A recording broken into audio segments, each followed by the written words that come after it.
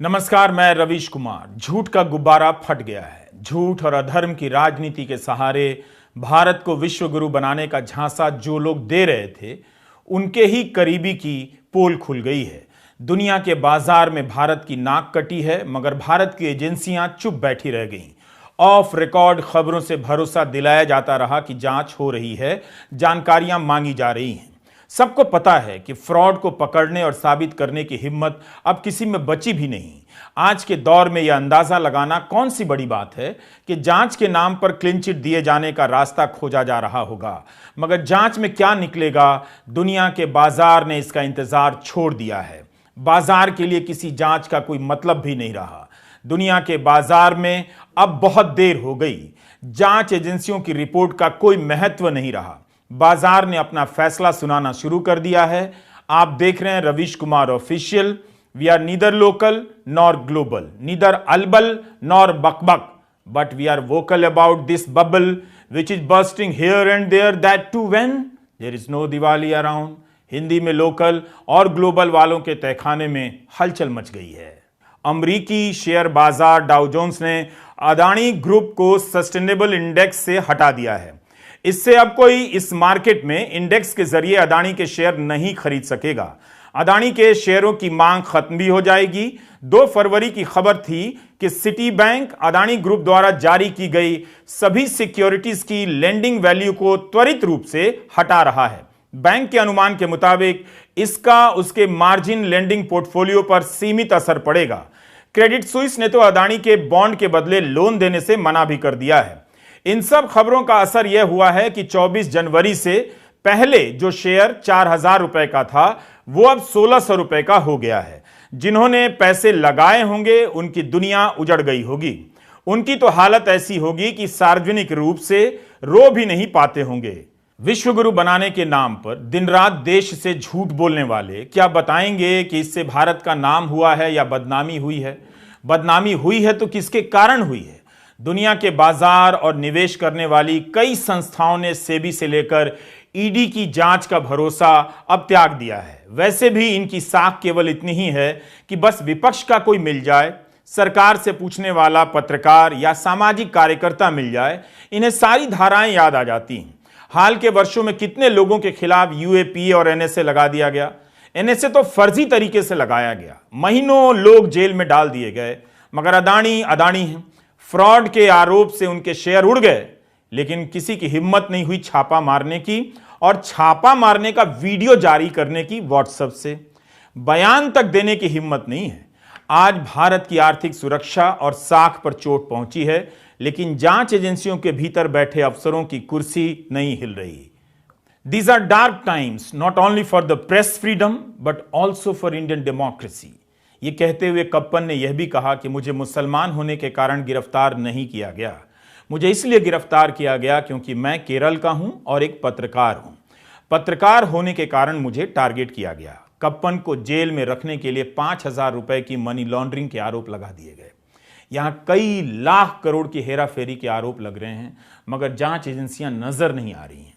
कप्पन ने कहा पत्रकार होने के कारण टारगेट किया गया है, इसलिए अदानी की कहानी में कप्पन की कहानी ले आया हूं। जब विश्व गुरु बनने के नाम पर देश को ही झांसा देने वाले देश के पत्रकार गुलाम हो गए हैं, तो न्यूयॉर्क के हिंडनबर्ग कंपनी के एंडरसन ने रिपोर्ट तैयार कर दी।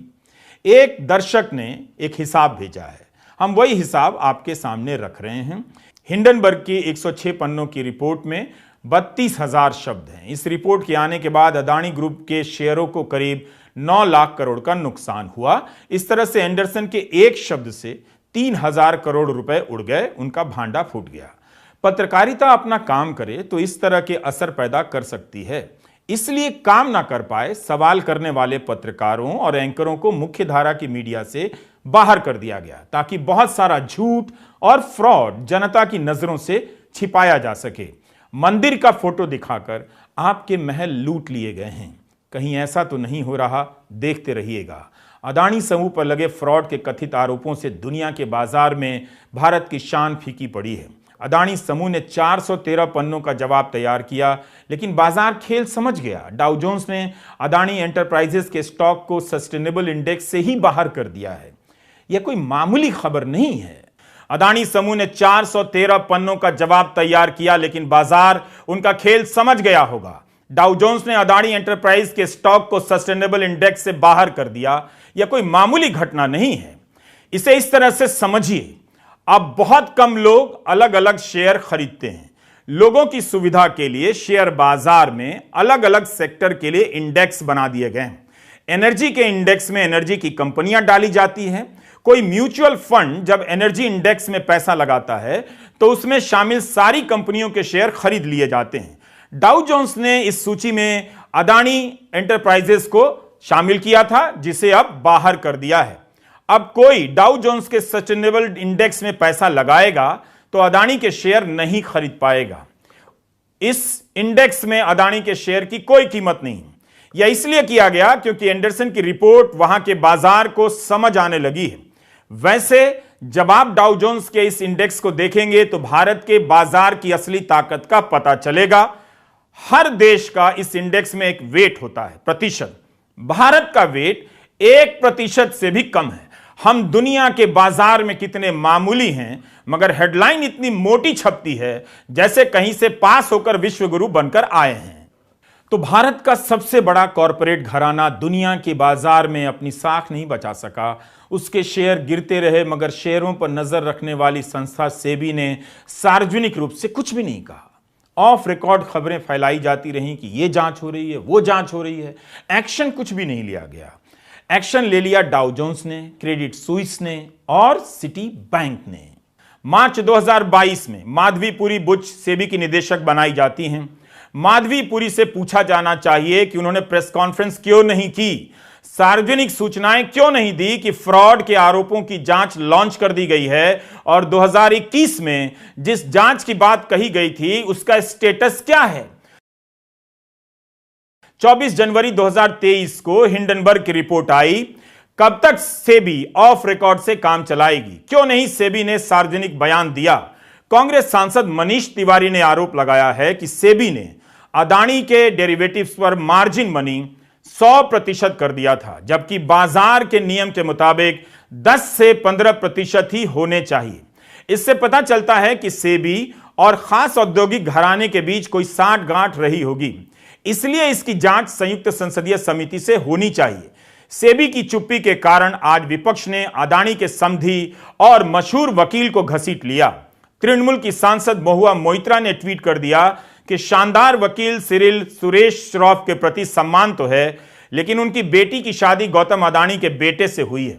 श्रॉफ सेबी की एक कमेटी के सदस्य हैं जिसका नाम है committee on corporate governance and insider trading. Mahua ने लिखा है कि श्रॉफ को अपना नाम इस कमेटी से हटा लेना चाहिए। सेबी पर गंभीर आरोप लग रहे हैं। आज सेबी नाम की यह संस्था दुनिया के बाजार में भारत की साख बचाने में नाकाम रही है। यह बात जितनी बार दोहराई जाए कम है। हमें यह बात ध्यान रखना चाहिए कि जवाबदेही सिरिल श्रॉफ की नहीं है। सिरिल श्रॉफ बड़े वकील हैं तो अपनी क्षमता के कारण सेबी की कमेटी के सदस्य हो सकते हैं। यहां जवाबदेही सेबी की चीफ माधवी पुरी बुच की है। विपक्ष के आरोपों के बाद हमने उनकी वेबसाइट चेक की। cyrilshroff.com पर लिखा है कि वे इस वक्त सदस्य नहीं हैं। सदस्य थे। 9 दिन बीत गए, सेबी ने आरोपों के साथ अपने जवाब जारी नहीं किए। केवल डाउ जोन्स ने अदानी के शेयरों को सस्टेनेबल इंडेक्स से बाहर नहीं किया है, बल्कि भारत में भी नेशनल स्टॉक एक्सचेंज ने अदानी समूह के कुछ शेयरों पर निगरानी बढ़ा दी है। यह खबर रॉयटर्स ने छापी है। अदानी समूह के शेयरों पर अतिरिक्त निगरानी बढ़ाई गई है। इनके नाम हैं अदानी इंटरप्राइजेस, अदानी पोर्ट्स और Ambuja cement. National stock exchange ने मोनार्क नेटवर्थ कैपिटल को भी निगरानी में डाला है। इस पर आरोप है कि इसने कथित रूप से अदानी के लिए शेयर अंडरराइट किया है।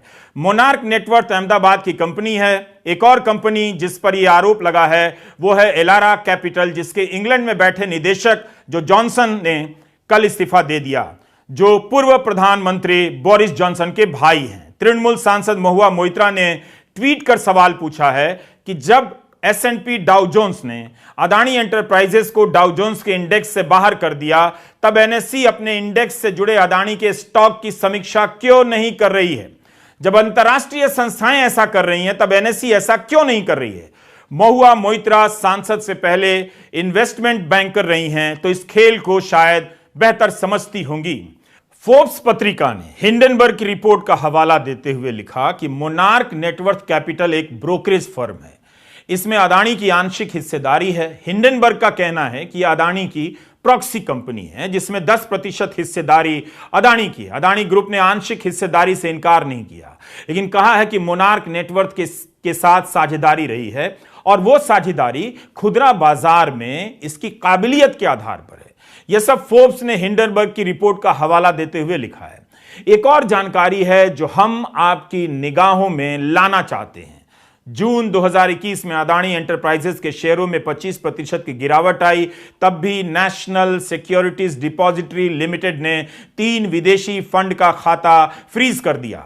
इनका अदानी समूह की कंपनियों में 43,500 करोड़ रुपए लगा था। इन तीनों फंड के नाम हैं एल्ब्यूला इन्वेस्टमेंट फंड, क्रेस्टा फंड और एपीएमएस इन्वेस्टमेंट फंड।